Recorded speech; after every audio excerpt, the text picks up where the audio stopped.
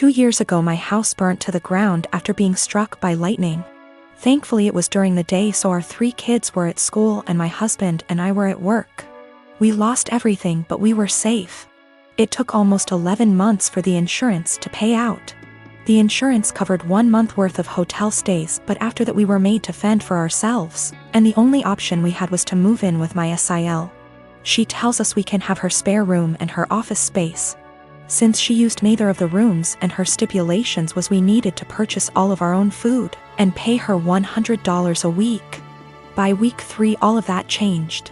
She then decides we need to pay her $250 a week and we can only use 1 room. So all 5 of us were crammed into the smallest room she had, which was the size of a glorified closet space and didn't even fit a twin bed and a small dresser. So we lived out of trash bags and slept on the floor for close to $1,000 a month some months, and still had to purchase all of our own food, despite her claiming my children on her food stamps. She also had no bills outside of her land tax, $450 a year, electric and heating oil, which she hardly ever filled.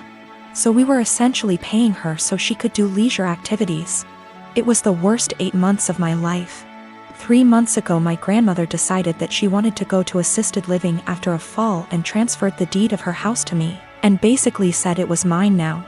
It is a 5-bedroom farmhouse. My boys insist on sharing a room, so we have 2 extra bedrooms. Well, my sister-in-law lost her house last month due to not paying her land tax for several years and asked if her and her stepdaughter could stay with us until they get enough money to move down south. I said sure, 1 bedroom, $800 a month, and you have to buy and cook all your food separately because my daughter is vegan.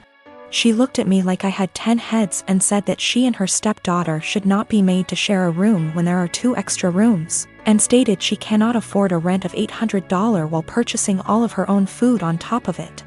I said, neither could we, but we managed to cram 5 people into a glorified closet space while you were getting $1,000 and food stamps. Take it or leave it. She decided to leave. I am a 35 years old female. I don't have the best relationship with my husband's mom. Since day one she tried to make remarks and compare me to her. She then tried to get on my good side and started overly praising everything I do, and sometimes even copying me, like that one time when she dyed her hair purple just like mine, and when everyone pointed out how ridiculous she looked. She actually blamed me and accused me of trying to make a joke out of her. So, anyways, my husband and I took 2 weeks off work to go visit some places out of the country, tourism in other words. Thing is, I was the one who saved up for and arranged for the trip. My husband was responsible for booking the tickets. My husband's mom wanted to come along and threw temper tantrums when I said no. She called, texted, sent people to talk to me into letting her come. Even threatened to call the police and make some complaint up to get us to stay if she can't come. My husband said we should just take her, but I told him he was wrong to tell her about the trip in the first place. He gave me an ultimatum. Said he wouldn't go if she can't come, and I told him I'd gladly call his bluff, which made him take his words back and say, fine. I will tell her to stop it because we won't take her. Things got quieter, suspiciously quieter. The day of the trip came and we got to the airport at 2 p.m. My husband was walking ahead of me and was looking left and right like he was looking for someone. I asked him, but he didn't respond. He led me to the waiting area, and first thing I saw was his mom standing there with her luggage. I froze in my spot. I felt a cold wave washing over me and I was fuming inside. She and my husband were hugging. That's when I quietly turned around and started walking towards the exit. My husband followed me while shouting at me to stop. He tried to stop me, but I told him off the harshest way possible. He tried to say I was overreacting and that his mom was there anyway and I should let it go and not mess the trip up for us. I told him he and his mom could still go and that I was going home. I went home and sobbed into my dog's fur for several minutes. Turned out he booked her a ticket without me knowing. An hour later he came home yelling and raging about how pathetic and spiteful I was to walk out and go home and ruin the trip last minute. I told him he caused this to happen. He said that I was being so hard on his mom, it's ridiculous. I refused to fight anymore, but he kept on berating me, then called my family to tell them that the trip was cancelled, and that it was because of me.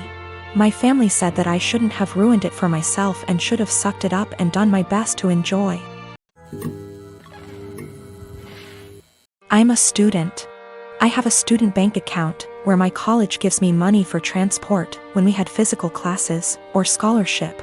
These kind of bank accounts have no fees, but are age restricted, can't have one if you're over 25, and need an overseer. When I asked the bank about it, they told me it's just a security thing, so I chosen mom because she's more tech savvy than dad. Well, through some incredible luck I managed to get only top grades last year, so I was awarded a study scholarship. Great! I've been saving it up, looking forward to Worldwide Black Friday, eyeing an amazing drawing tablet. I do digital art on very old intros. The tablet I was eyeing is as big as my monitor. Is a display one and all around amazing. Black Friday rolls in, and Amazon, closest to me, has it in stock at an amazing price. A price I could afford. I was so damn happy, I ordered it. Then I got a notice that the bank refused the card. I emailed Amazon, their customer service is so fast, and we went over the card details and such, making sure it was all right. It was, and they advised me to call my bank. It was odd, I had bought things online in the past with this card and it went through. I had enough money for it, even extra, so I thought maybe they had technical difficulties. But it was too late in the day to call, and they don't work weekends, so I left an email. Only to find out today that for big transactions they ask for agreement from the overseer and that mine canceled the transfer. I was like WTF and confronted mom about it, who throughout the weekend acted oblivious. And she told me that of course she couldn't let me throw money on something I don't need, and that I wouldn't have money for Christmas presents if I bought that. Then she had the audacity to ask me what I was planning to get my family this year. I told her that they won't get anything more than a bread shadow from me, and I went to my room and cried on the carpet. I missed out on the offer, I can't afford the tablet anymore, and it's all because mom wanted Christmas gifts. And no, I won't get her anything. Last year she got me a blouse too small for me that she later took for herself. She can gift herself this year too. Bread shadow, expression for nothing in my language. I'm going to make dad the overseer and also open an account at another bank, a normal one, and transfer the money in small amounts to that one so I don't bother dad with it. Also considering asking him just to be for form and the app to be on my phone so I'll be my own overseer. I am an adult in my country, I'm 20, going to be 21 in April.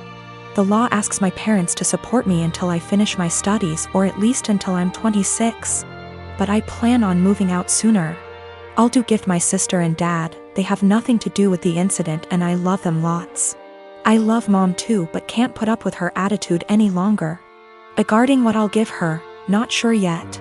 She didn't react like that because she got me the tablet already, it's not her character to get me something she can't use. Regarding the gift dad's planning on, and which she'll claim is from both of them, dad is going to build a bigger enclosure for my lizard. I may wrap my lizard's old branches nice and gift those to mom, as per Christmas traditions regarding naughty kids. And she doesn't like my scaly boy at all, so double points I goose. People saying that a drawing tablet is useless. But the question was if I was an A for the way I reacted and my decision to not give her a gift anymore. As it's my money, I literally can do whatever I wish with it, and a display drawing tablet is incredibly useful for an aspiring digital artist as myself. My wife and I bought a 4-bedroom house in PA that my son lives in. Our son went to college in PA and wanted to stay in the area. So we bought the house as a second home. We live in NJ and commute into Manhattan for work. We figured that he would have a place to live and we could visit every so often and spend some quality time together. We pay the taxes and services / maintenance on the house. Our son pays for his groceries and the house utilities. All was going well for a few years. Our son meets a girl and they get serious. We met her and she seems nice enough. They announce their engagement and she moves into the house with our son. Now for the problem, the wedding. We hold a little get-to-know-you barbecue at the PA house. My son and daughter are there, as are our son's fiancé and her parents. And sisters. We all seem to be getting along well. My wife, daughter and the fiancé go into the house along with her mother and sisters and my son. A few minutes later my wife and daughter come out and are really upset. They come over and tell me we're leaving and driving back to NJ. I try to find out what happened. Once we get back to NJ and they calm down, they tell me that our son and his fiancée along with her family don't want us at the wedding. According to what I was told, we're not their kind of people. I was livid. I called my son and asked him WTH this was about. He tells me that her family feel that we are not good enough and will embarrass them at a family wedding, and that we are all uninvited from the wedding. I let a week go by to calm myself down and drive back to the PA house. The new future in-laws are in the house along with the fiancé. It appears that they all moved into the house. They ask me why I'm there. I tell them that since we aren't invited to the wedding, I was coming over to talk to my son. They tell me to leave their house. I lost it and told them that they had 30 days to get out. Tell my son I'm selling the house and he could find somewhere else to live with all of you. I go to a realtor in town and list the house for sale. They call my son at work and tell him what I said. Apparently, they thought that he owned the house. He calls me and asks why I'm selling his house. I tell him I paid for it along with the taxes on it and it is mine. He was living there rent-free, but since he doesn't want us in his new life, he has to get out. I tell him the same as I told his future in-laws. They have 30 days to get out, then I'll get a lawyer and get them evicted. Am I the for taking a hard stance on this? He is my son, but the in-laws seem to take over and we no longer count.